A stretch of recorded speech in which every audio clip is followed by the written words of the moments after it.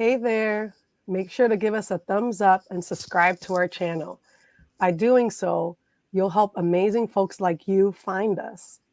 We want to continue to grow our spiritual therapist and practitioner space so that more folks committed to helping Black QT plus folks and individuals heal can find us. But we really can't do it without your support. So thank you so much for being a part of our community. Want to stay connected? Sign up for our first quarter moon newsletter, where we share insights twice a month on topics that benefit spiritual therapists and practitioners dedicated to integrating spirituality into their work while staying committed to supporting Black QT plus folks on their spiritual journeys. We promise never to spam you, so head over to our website and sign up today. Go to reclaimingsoulworkpod.com to sign up on our landing page. And make sure you follow us on socials.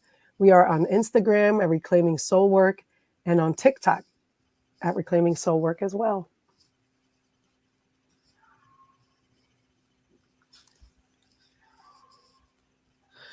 You know, I don't have my my script ready, right? So I'm just gonna flow with it. Biani, if you could just send it to me, attach it, Yeah. just share it with me to my reel in the moon, that would be great. Thank you all for being a part of our housekeeping. And yeah, the kind of behind Welcome the to. scenes aspect of Reclaiming the Soul Work podcast. But usually we just start off by saying, hey, y'all. We Mhm. are so happy to, be here with you all today and look forward to chatting more on this topic with Erin. Y'all know that we always kind of start off as well, like grounding in the intention that we are on this learning and decolonizing journey together. So we look forward to continue to do that with y'all tonight. Yes. So we're really excited to delve into the heart of our conversations. We are committed to focusing on the lack of culturally rooted resources to support QT BIPOC folks navigating religious and spiritual trauma. And we're really excited because this season we're focusing on learning, and we're really committed to provide you with the tools, the tips, and the insights to help you on your path of reclaiming to soul work. So y'all, make sure you just sit back and you relax and you get ready to elevate your understanding of mental health and spiritual well-being as we embark on this season of learning. Welcome, y'all. Welcome. So let's just, move right into what we're talking about today. We are so excited.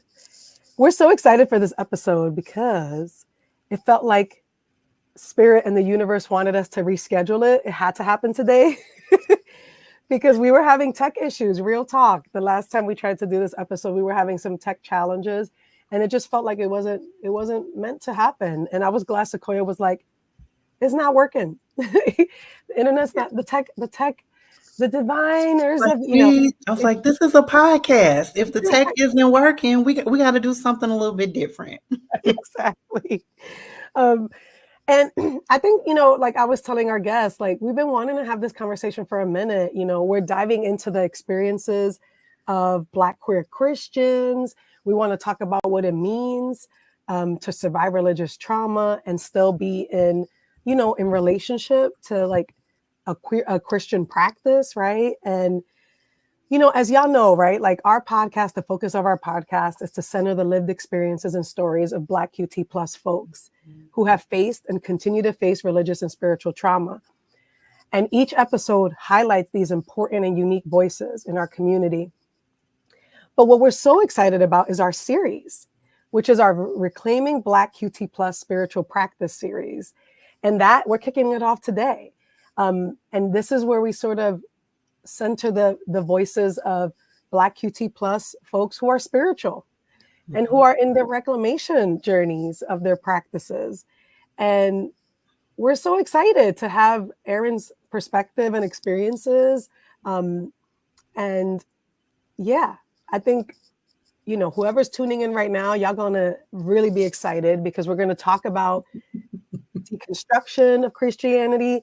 We're going to talk about where this belief came from, this idea that queers can't be Christian. We're going to talk about why Black queer Christian folks have every right to reclaim their faith. And Erin is going to share insights on, what it means to navigate religious trauma. We're going to talk about the harmful influence of ex-gay rhetoric. And they're going to tell us why they don't read the Bible every day, which is a whole interesting thing because people have a lot of feelings about that. So, we're excited for y'all to really tune in and join us for this important conversation.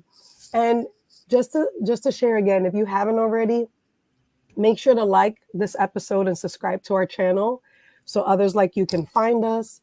These conversations are really important, y'all. They're necessary. And every subscription helps us reach more people. So can you really just do us a favor right now and just like and subscribe to the channel? Okay, just right now.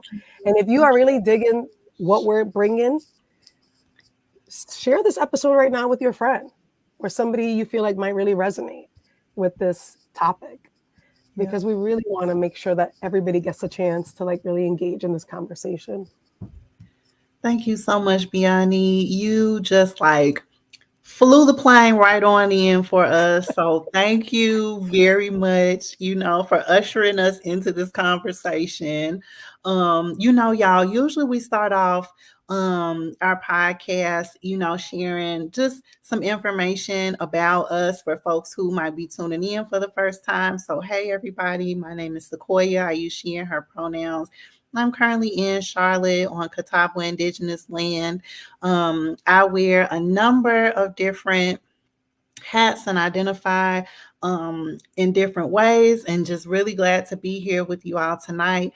I come to this conversation as someone who, as you were kind of bringing us in to this topic, Biani, I was thinking about the practice of Christianity and how that looked different for me. One of the things that I've shared on the podcast and just in different spaces, related to how I grew up and my connection to spirituality. And then now, being more aligned with specifically hoodoo practices. I grew up in Chicago, but the summers I spent in Selma, Alabama with my grandparents and my extended family.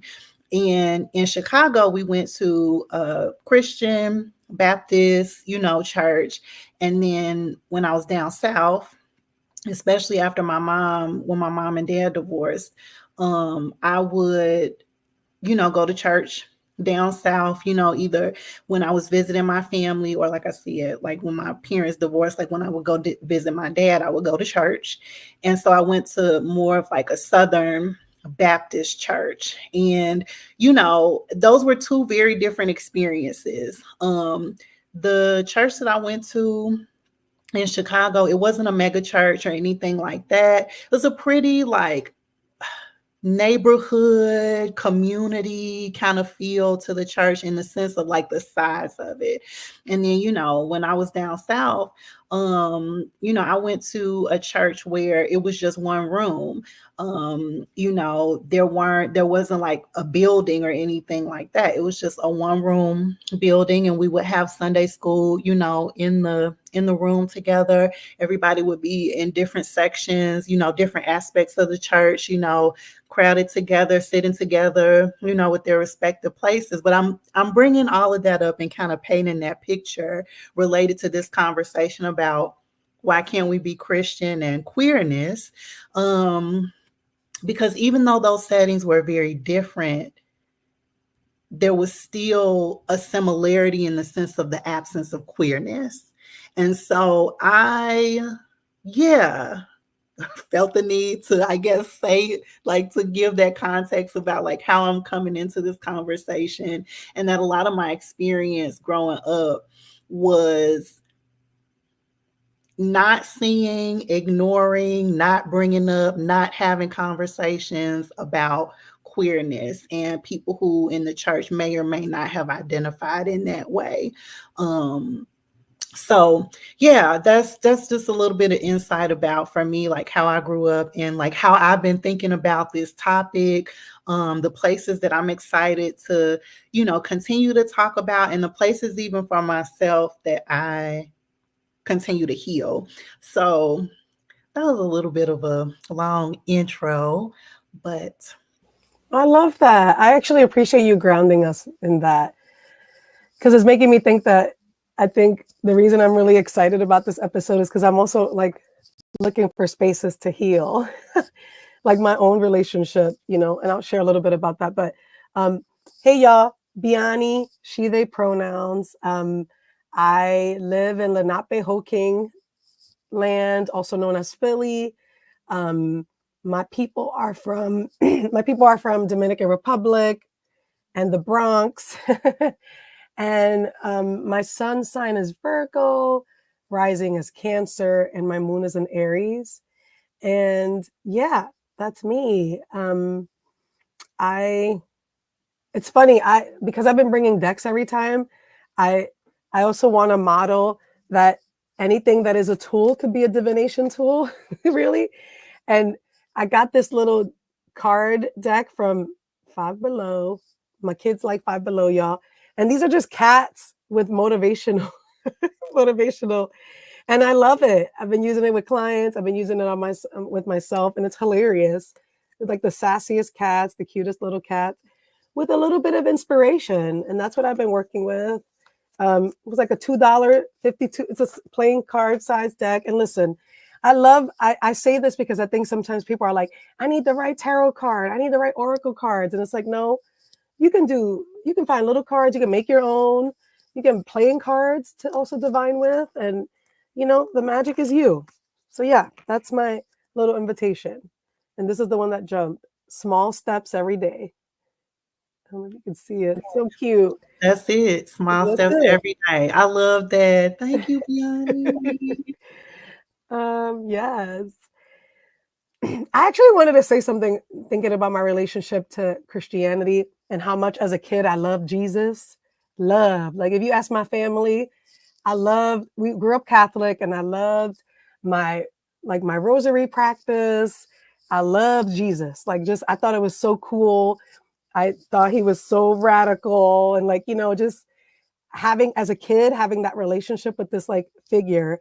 And then as I got older and my family became more conservative and they went into Pentecostalism, I started to dislike Jesus. I was like, oh, the Jesus y'all talking about don't really resonate for me. That's not how I thought, and I think there's some wounds around my own healing too, because it has meant that the Jesus the Christianity I was brought into, being born and raised in, felt like a very judgmental practice, like that there would be no space for me as a queer person or as a person who loved their blackness, because there was a whole other layer of that in my Latinx family, a lot of the anti-blackness. And so, yeah, I think there's a part of my younger self that's wanting to hear from somebody who has a practice to Christianity that is in reclamation, right? Versus what has been my experience, that has been a lot of healing wounds around this idea that I actually couldn't be Christian if I was queer, or if I was unapologetically Black or radical, or having any kind of wish for liberation and freedom for my people. It felt like it didn't go hand in hand in my family system. And so, yeah, that's what I'll share too. And Thank you for yeah. sharing that with us. Yeah, I think it's important to share not only our stories, but where we are in the journey. I feel like folks have just some preconceived notions about individuals who might talk about topics like religious trauma. And I'll say, maybe some preconceived notions about where we are in our journey, in that, know, um, our understandings and our integrations of things. And if I remember correctly, I think this was right before we asked, we told Erin, our wonderful guest that we'll have on here shortly, they mentioned something. And Biani, I think you said it, that you're still learning learning as you go, and I think that's why we're talking about this, right? Because there are aspects of this that we have addressed. There are aspects of this that we've supported our clients around.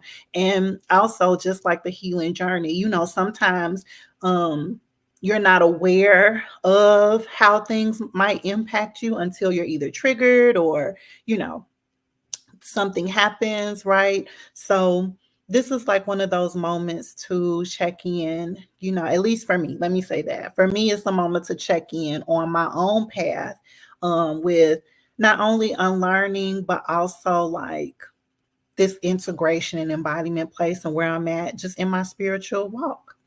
Um, I love that you shared that, because I also think there's this assumption that people make about people who are like spiritually inclined, or like, oh, mhm, you've arrived, you've done that healing, like mhm, there's a lot of assumptions that are made.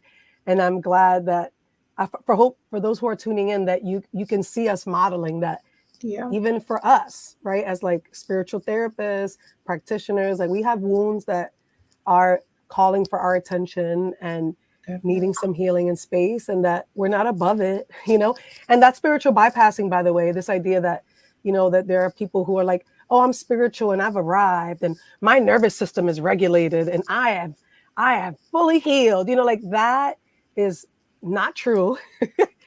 Don't let them sell you Mhm, that, honey. Don't let them sell you that, because that ain't it. Um, and this healing journey is non-linear and lifelong, you mhm, know. mhm. So yeah. Yeah.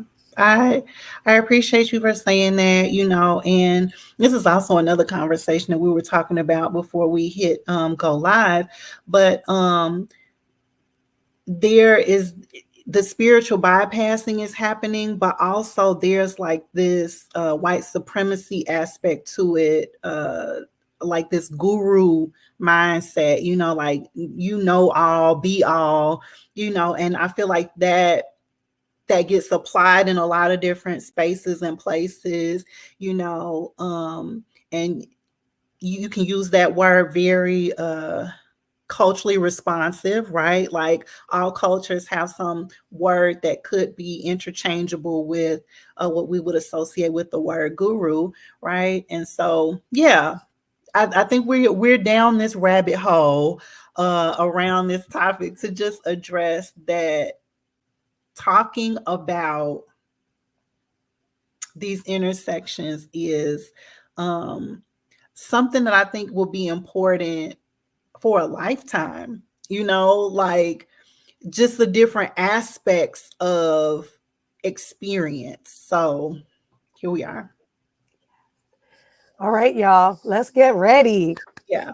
We are excited to bring in our guest, Okay. and they're going to join us and they're going to introduce themselves. Let's do it. Okay. Drum roll. No.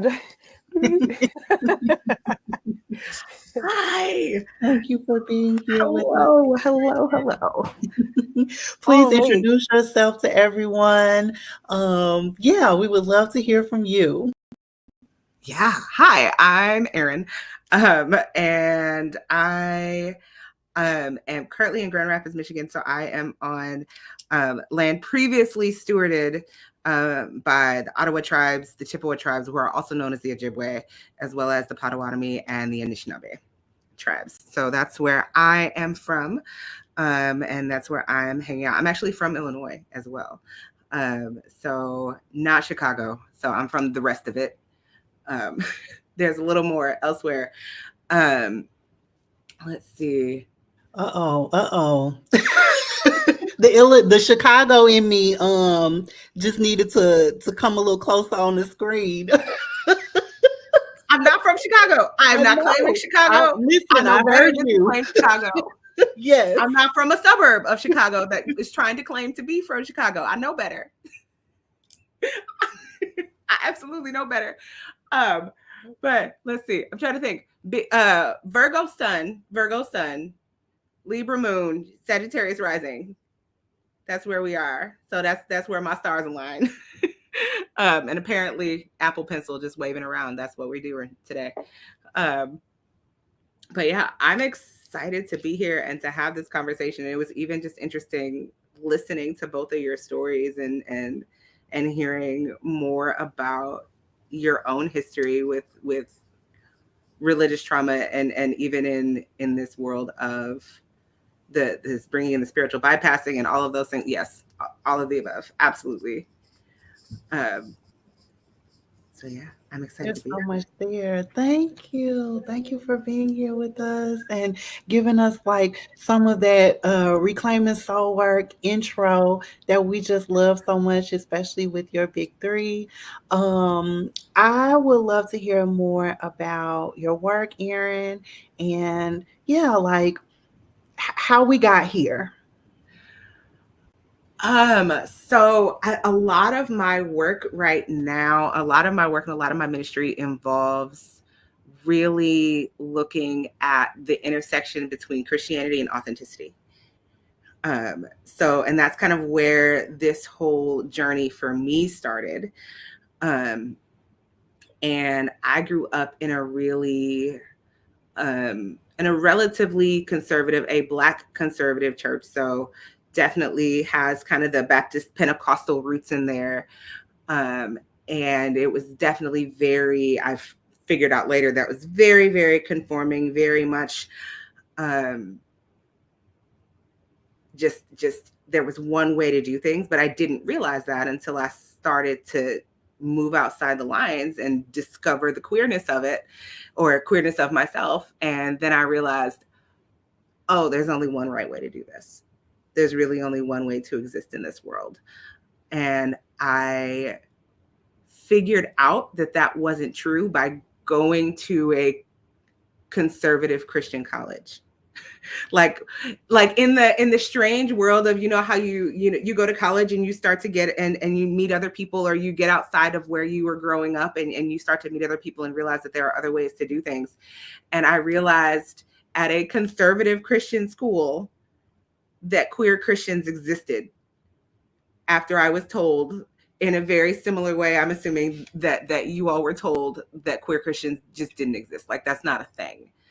And it's wild to me that, once again, conservative school, it's actually gotten a lot better in the recent years since I've graduated, but very conservative, to the point where there were hours and the men and women couldn't be in each other's rooms after certain hours. And I'm like, oh, because that stops activities from happening. Yep, sure. But a lot of my work from there has kind of devolved into, okay, so how do we, or evolved into, how do we have a relationship with God that is fully authentic and fully about who we are, and about who we were created to be, and how is that relationship real? So that kind of put me into the queer realm. I was diagnosed with ADHD 2 years ago now. So that's been pulling into a lot of my work as well, and figuring out, okay, really, all of these rules and all of these things don't work for me. So how can I create a relationship with my creator that does? Because I think I tried some other things and I'm like, no, Christianity works for me. Like, me and Jesus, we're cool. We're good. So this works. And it's everyone else's kind of aspects and everyone else's thoughts around it that aren't working for me and for the people that are in my circle, the people that are in my church, the people that are following me online. Like, there's all kind of this thing of, this doesn't work for me. What can?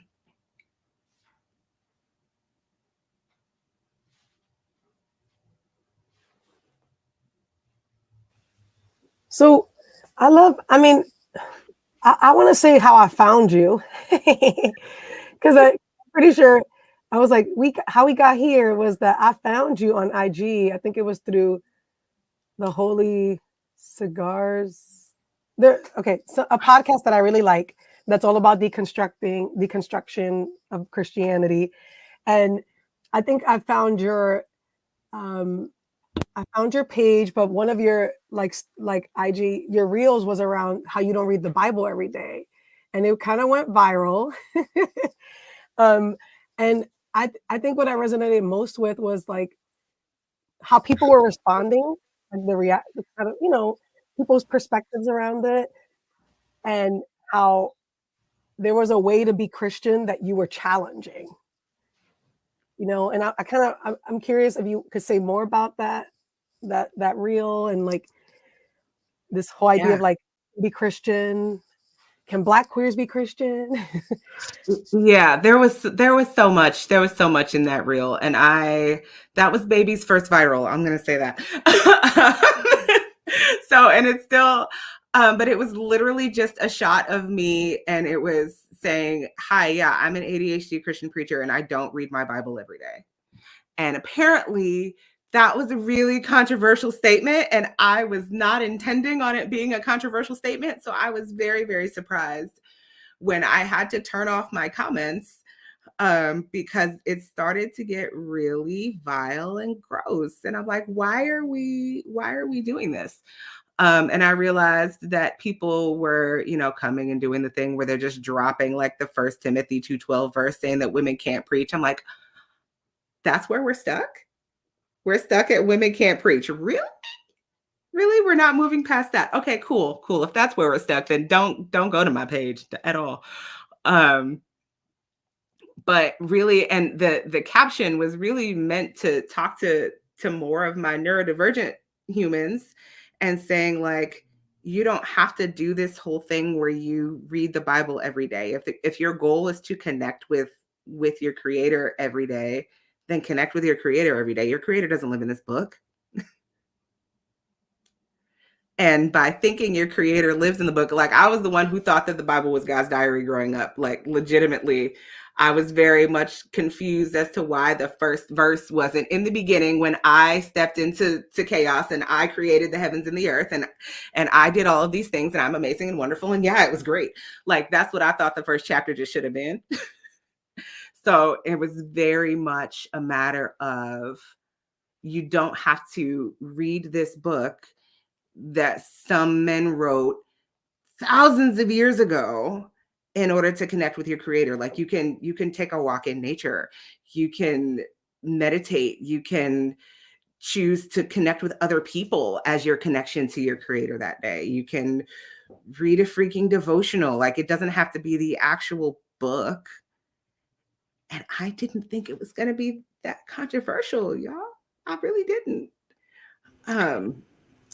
But yeah, I had to turn off the comments because people were coming for me for a variety of reasons.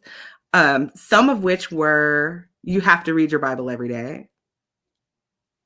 To which I responded, thank you so much for your feedback and opinion. I appreciate that. And the rest of them were coming still for the issue of, you can't be queer and Christian. I don't see any neurodivergence here in this video, which I'm like, how do you even see neurodivergence? First of all, I don't know how to make an ADHD face. Is that it? I don't really know. And overall, it was just a very interesting experience, because I realized I kind of live and put myself in a relatively liberal Christian bubble. So that was a really eye-opening moment of, oh, I'm in a bubble here. Because even the area that I'm in, I call the Bible collar. So it's very relatively conservative Christian, especially as you go out of the city by any stretch of time. You step outside the city and it turns into very, very conservative very, very quickly. And yeah, so it's very interesting. But overall, the goal was to just say, you don't have to do this one thing to connect with your creator. There are multiple ways to do this, and not all of them include cracking open this ancient book every single day. Even though I love this book and it's a great book, it's fun to study, it's fun to look at and pick through and to see all of those things, but that's not where God lives. Thank you so much for that question, Biani, and Erin, just giving us like some context, to the video. It sounds like there were some issues with many of the intersections of your identity. Was there anyone that seemed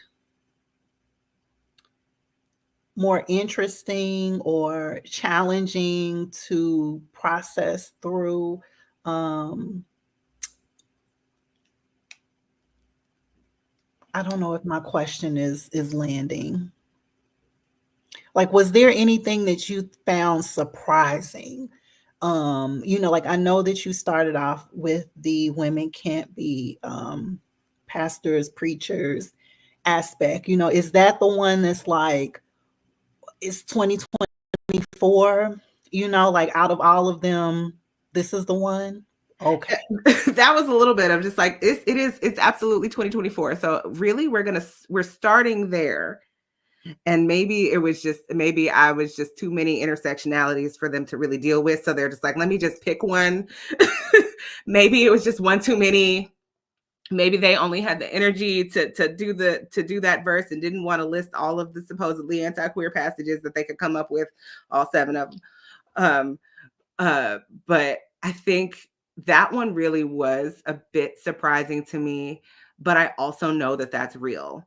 Like, I have people in my family and in my immediate circle that have come up against ordinations and have come up against even affirmations of their own calling, specifically because they were or are women. And so that still exists. And I think that, yeah, maybe that does surprise me the most because it was the one that I brought up out of everything. So it's just like, if that's where we're starting, wow, you've got a long way to go, friend. Like, and it's okay for you to have a personality outside of 1 Timothy 2:12. It's okay for you to have biblical knowledge outside of that. And it's okay for you to look at anecdotal stories of situations that happen versus just the words. Because if you look at the anecdotal stories, you'll see that the very first preachers of the gospel of Jesus rising from the dead, like of that good news, were women. The first people to carry that message after seeing Jesus, like, hey, like, go tell the people I'm alive. That was Jesus going to tell women to preach the gospel.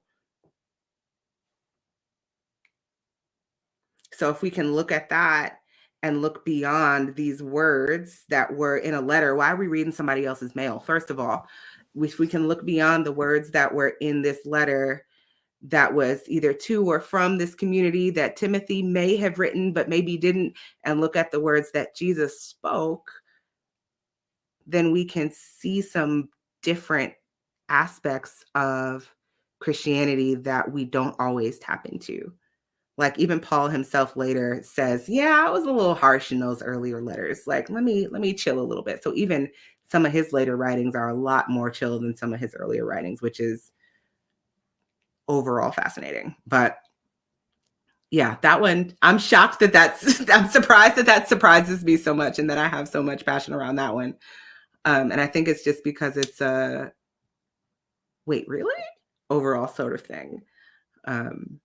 Whereas coming up against anti-queerness in Christianity is, yeah, that happens. That's a daily occurrence. And that's almost a dime a dozen. Like, oh, you're not for queer Christians. Cool.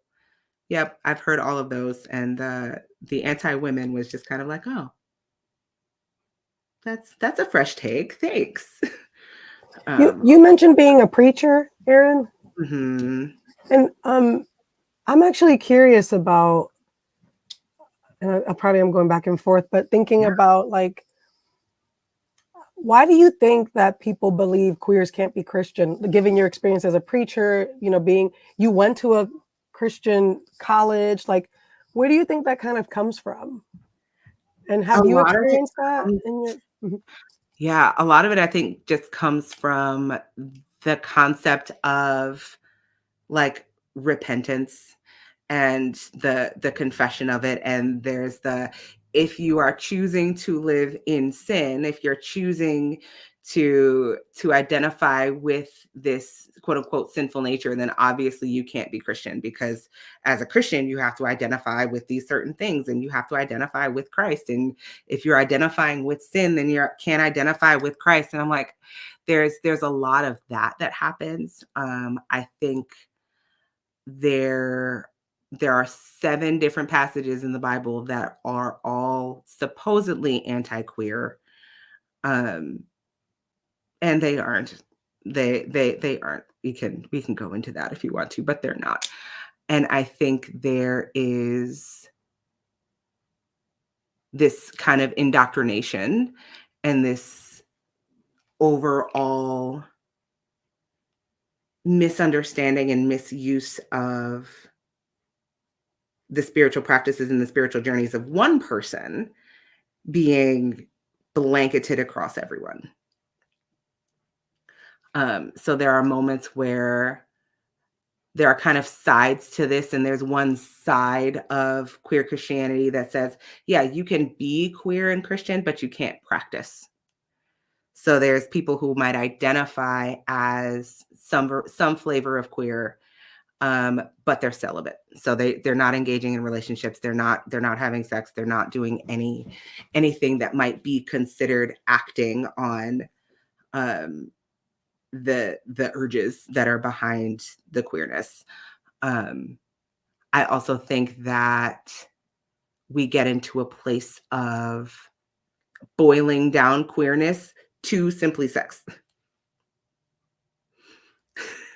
And when we do that, we miss out on everything else that there is to queerness and to queer relationships, and to be able to queer some of the other things in our lives, along with as well as how we read and approach the Bible. We can queer those things too, and we can start to look at, these are the mainstream things that we see. These are all of the things that are being taught to us.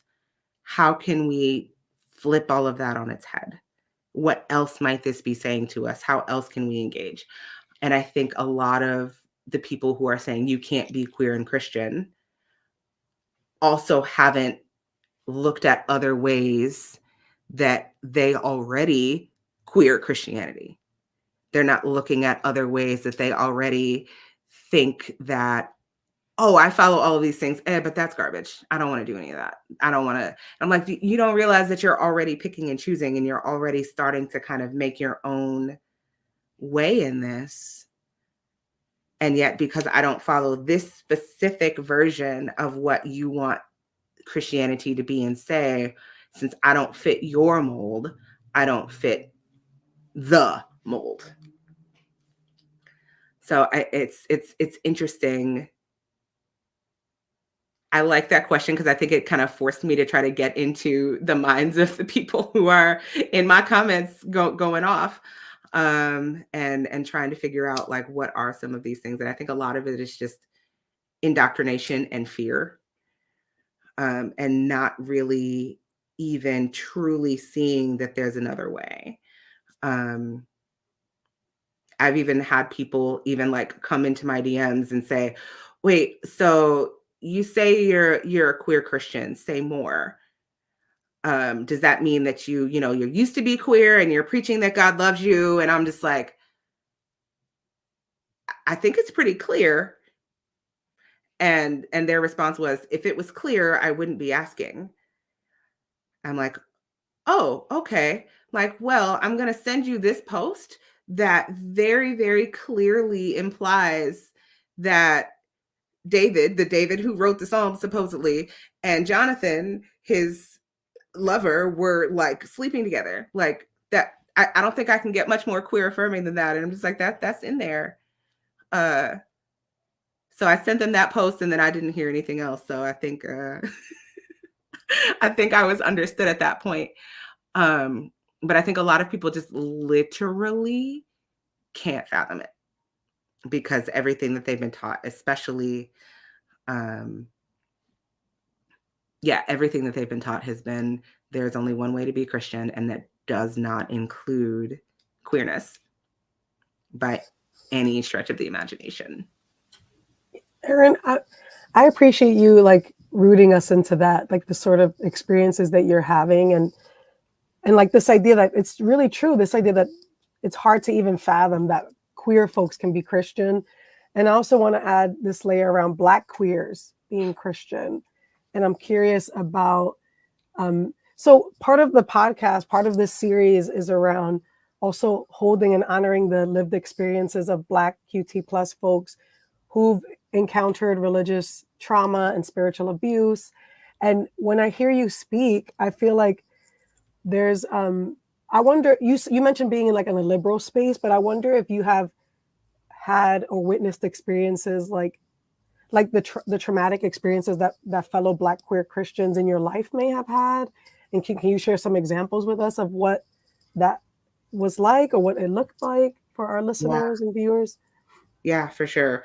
I actually, part of my experiences when I came out, I was put through a bit of a conversion therapy experience. So I am a conversion therapy survivor. I do know that my experience could have been so much worse than it was. And at the same point, I also realized that no, my experience was my experience and it was still garbage. And there was like moments of isolation. So I wasn't technically able to talk to my queer friends in those moments. And when I had to, and part of that is because they thought I caught the gay. So yeah, my gay best friend at that point in time sneezed on me one too many times and I caught it. So I couldn't chat. I couldn't talk with him. And that's, I think a lot of my experience in that wasn't necessarily becoming unqueer, but it was learning how to lie and learning how to fly under the radar and learning how to shrink myself and not be seen. Learning all of those different things. So there are some of those experiences that happened earlier and younger in my life. And they, I think, made me want to seek out something different. Because I was the church kid who was born and raised in the church, who was there every time that the doors were open. And it was such a part of my experience, and my entire body and my entire culture was wrapped up in it. So that wasn't a moment where I was just ready to throw God and Jesus away. I was perfectly okay saying goodbye to the people in the church. Like I definitely was just like, yeah, I'm one of those people who kind of experienced the church hurt and was ready to walk away from this church. But I also knew I was 16 or 17. I didn't have the power to walk away from that community. I wasn't able to do that. So, and there was the moment of public shame that also went with that. This was in the era when if you made a public error, then you had to make a public apology to your community. So that was one of those moments where I knew that I was supposed to go up front and speak before my church. And in my own form of protest, I went through the motions, but decided I wouldn't actually speak.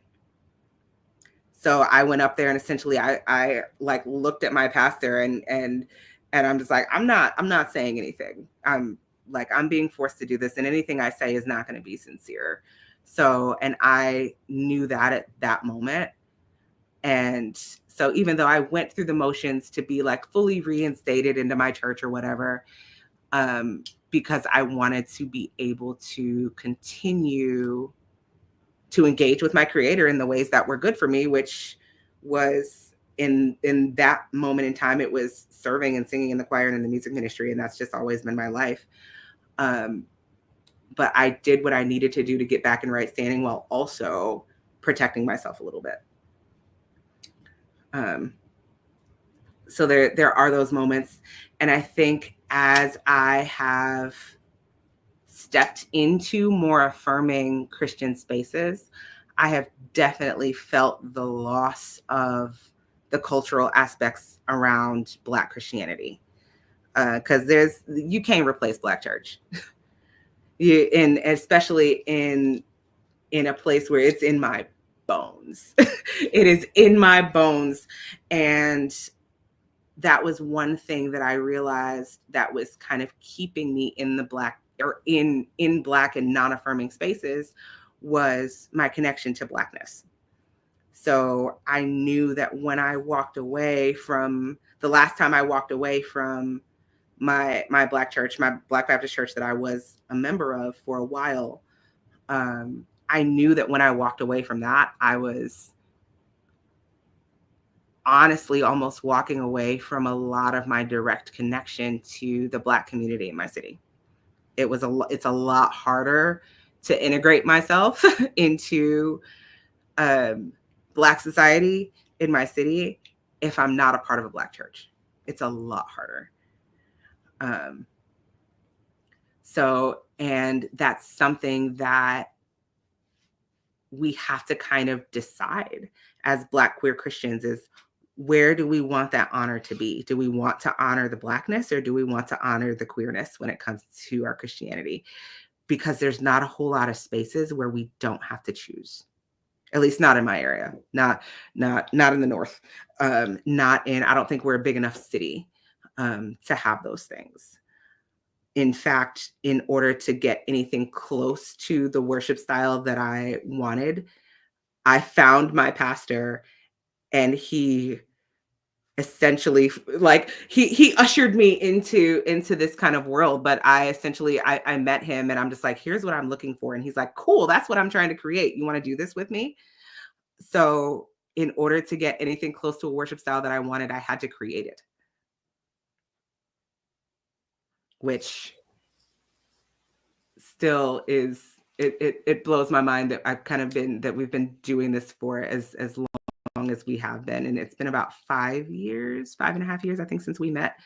And we were kind of doing this thing, but it was really, really hard to walk away. And I stayed a lot longer than I should have for my own mental health and all of those things. I stayed a lot longer than I should have.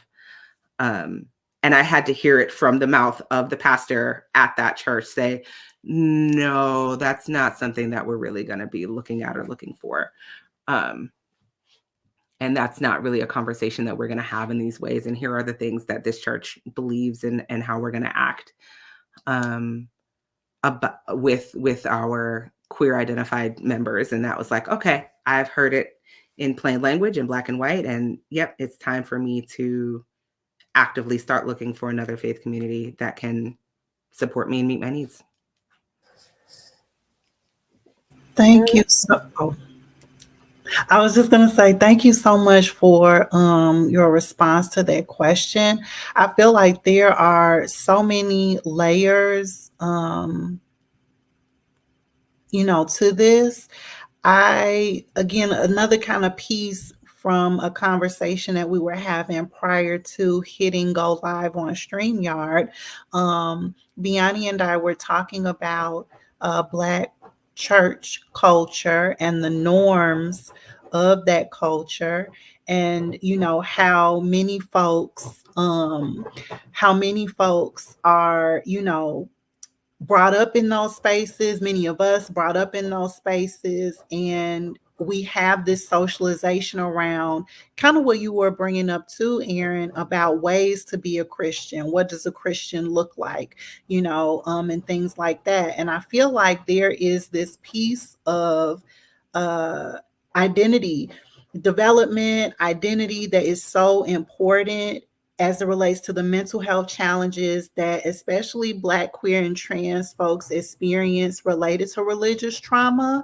And so, that can go in a number of different directions, right? So identity meaning like, who am I in this space? Who am I planning to be? Who am I trying to be? Who can I be with the support of these? Who can I become with the support of these people? And like, if you are having those questions in spaces that you experience violence and harm, right? What does that mean for you? With my clients, that's kind of the area that I focus a lot on with them, is related to identity. reclaiming, self in those spaces, acceptance of self in those spaces, right? Because the messages are that you're right, the queer Christian people are not even supposed to exist. So yeah, just being accepting of who you are in that space because of those messages and things like that. And so as we wind down, I would love to hear, like, if you have any additional thoughts about like the mental health challenges that you've kind of seen come up, or what that looks like maybe in your practice, and addressing maybe some of those aspects for yourself, or even, again, supporting other folks.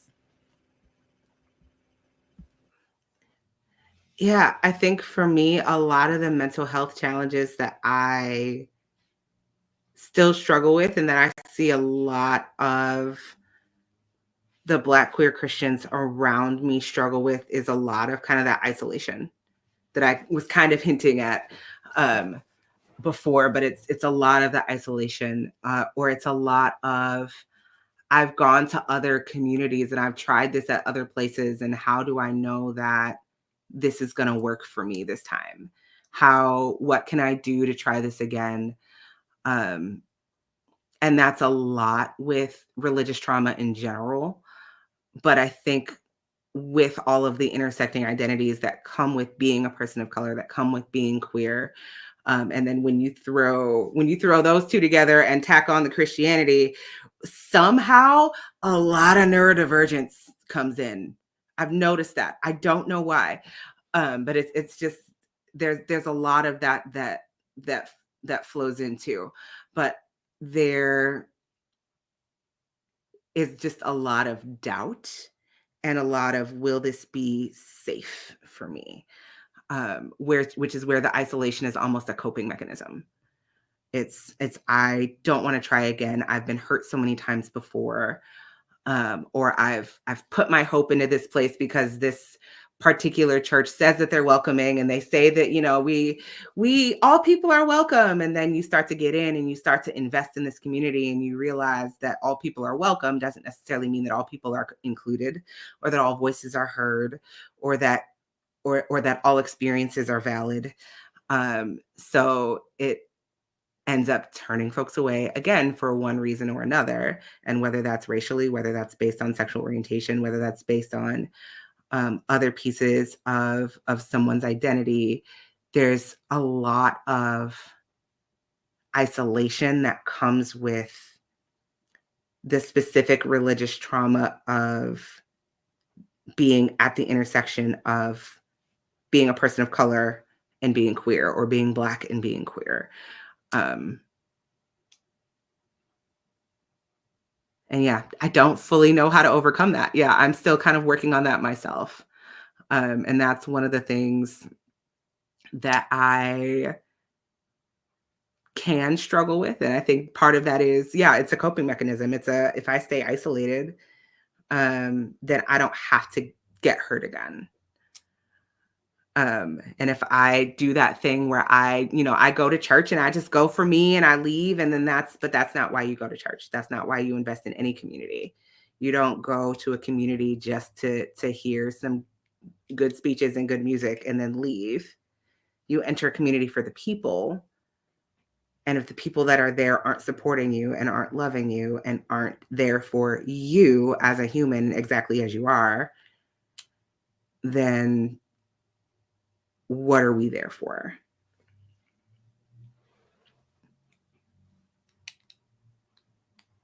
Yeah, I'm really grateful because you highlighted a lot of themes that I think folks can really resonate with around the isolation.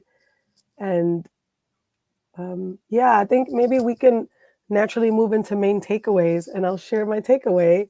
Um, this time always feels like it's not long enough, so I just want to share that. But I'll say one of my main takeaways, and then hoping that you all can share too, is what's landing for me is this piece around what it means to be a Black queer Christian, and I've noticed it with other survivors, like folks, survivors of religious trauma in different like kind of experiences, is the isolation. And it is the other piece around like feeling like you have to choose your Blackness or your queerness. And that grief, the grief has been like, that's the takeaway for me, that it's true. There is this other grief of like, what does it mean to choose, right? Like, and what does it mean to live authentically ourselves might mean that we can't be in like traditional Black church spaces, because it often means we still have to hide, right? And be less of who we are. And so that's something that's really landing for me. And I'm really grateful for what, how you kind of took us there, Erin. It's so complicated and layered. But yeah. What about y'all? Any main takeaways from today? I can go unless Erin. Okay. Well, my main takeaway is kind of centered around this piece, and your reflection, Erin, about gender in Black churches. I'll just say Black churches, gender in Black churches. Okay. And it reminds me of an essay that I was reading in this Black women's mental health book. And it talked about how, one of the things that is important for mental health practitioners that are working with Black women around trauma is to focus on their spiritual religious practices, and that many Black women specifically, have some type of socialization or upbringing as it relates to some type of religious practice. This particular book mentioned Christianity, and being a Muslim specifically, for examples. But I'm bringing all that up to say, if you identify like me as being Black and queer, and thinking about your deconstruction walk, your spiritual practices now, especially if you're someone who doesn't necessarily attend or go to, kind of mainstream church settings, what does that process look like to reflect on how you're socialized as a woman identified body, gender, patriarchy? How do those things come up with this topic around being Black, queer, and Christian, and how are you reconciling, being in spaces or being affiliated with a religion that you can walk into certain churches and that could be a norm of theirs, right? Because all spaces don't believe in that particular norm, but some do. And now in 2024, right? And so, like, how do you reconcile that? If I identify as a Black, queer, Christian person, a Christian woman, right? What does that mean to unlearn that men are providers? What does that mean to unlearn submit to your man? What does that mean to unlearn purity culture in a Black, queer, woman identified body that got those lessons but don't believe in none of that, right? So that's kind of where I'm sitting with the conversation about why can't we be Christian, for being Black and queer. That's a lot. The purity culture, that's a whole different, I think, yeah, wow. I feel like my biggest takeaway was that apparently I am decently upset that people are still upset that women are preachers and pastors. Apparently I need to do some more work on that one. I wasn't prepared to be as triggered by that as I apparently was. But I honestly also think that there's this piece that you were just saying, Sequoia, and talking and adding to that, this concept of exploitation of queer talent in churches. because you can be queer as long as you in the choir and don't say nothing about it.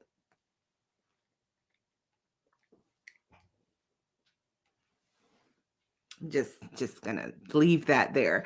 But there's this moment of and kind of this exploitation of queer talent in churches, and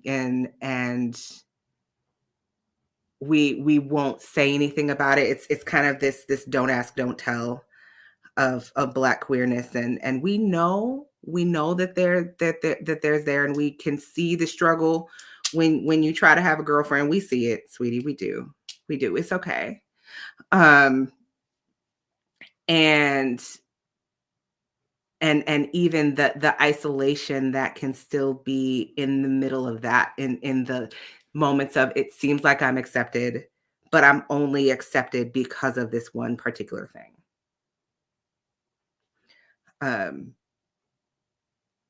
So I realize I probably just dropped whole new things, but just thinking about and like letting the conversation stew a little bit. So yeah, apparently I'm more mad about people being mad about women preachers. But yeah, also that the concept of that just popped in my head, and I needed to get that out. So sorry. Well, we appreciate you for getting it out. No sorries. Yeah, there's so much that is like still coming up for me, and I'm feeling really grateful. And for those who are, watching, tuning in, if there are things that are coming up for you, please let us know in the comments. We'd love to hear from you. We want to keep this conversation going.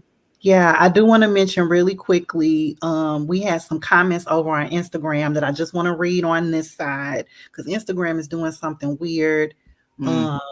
So I just want to, say it on for YouTube. M from Literapy NYC made a comment on our Instagram and just said, this conversation is so needed. Check out The Day God Saw Me as Black by Unfit Christian. And she linked that IG page. So either that's a book or maybe a live stream to check out. She also highlighted the question of, how are you reconciling being affiliated with a religion that does not honor you? And yeah, I think that, those are, again, just amazing. That question is really like sitting for me. But then also, that's another recommendation for some folks to check out some things that might be another resource that might be supportive. So I'm sorry, Biani, for interrupting you, but I just wanted to make sure to bring that in, because the Instagram chats don't show on the YouTube side, but we love our Instagram family. Thank y'all for being here with us. Yeah, shout out to everybody who's watching, whether you're here with us live or watching the recording. We really appreciate you. And we do want to keep this conversation going. This is why we're doing what we do. We want to keep having these courageous conversations about religious trauma, spirituality, healing. It's nuanced. These conversations are really nuanced. And, maybe this is also means that we got to just have you back, Erin, which I always say. I feel like every episode I'm like, we're going to bring you back. But, we know we have to keep this conversation going. But in the interest of time, Erin, can you tell our audience where they can find and follow you online? And also let them know of any offerings or services that you have that we should keep an eye out for. Yeah. You can find me online. My Instagram handle is faithxwtf. And that is where I do most of my hanging out. I have a devotional coming out. We are still editing. I have ADHD, y'all. It's done, but it's not done yet because we're still working with our brain here. But it'll actually be a short series. But if you want updates on that, feel free to follow me on Insta. It will all be over there. Great. Y'all, this was such a great episode. Thank you for being with us today. We really want to keep this conversation going. So share your thoughts or questions with us, please. We'd love to hear from you. And we will be back soon with another episode. So make sure you stay tuned. Thank you so much for being in community with us and supporting a heart-centered podcast by two queer Black femme healers and spiritual social workers who explore the intersection of magic, spirituality, mental health, and everything in between. Y'all, stay connected. We really want to continue to build this spiritual healing practitioner therapist community. Subscribe to the channel. Don't leave without subscribing, y'all, and make sure that people in your life know about Reclaiming Soul Work. So make sure you like this episode and share it with somebody. When you subscribe, you can set reminder for notifications when we release new episodes, and sign up on our landing page so that you can hear of future offerings. And we have a monthly newsletter. So make sure you go to our landing page, reclaimingsoulworkpod.com, to sign up for the newsletter. All right, everybody. Thank you so much for being here with us. Shout out to Erin. Shout out to Sequoia. And Erin's IG handle is FaithX, right? WTF? Yes, yes. Yep. So somebody just asked again. But yeah, thank you so much for being here with us. And we'll see y'all next time.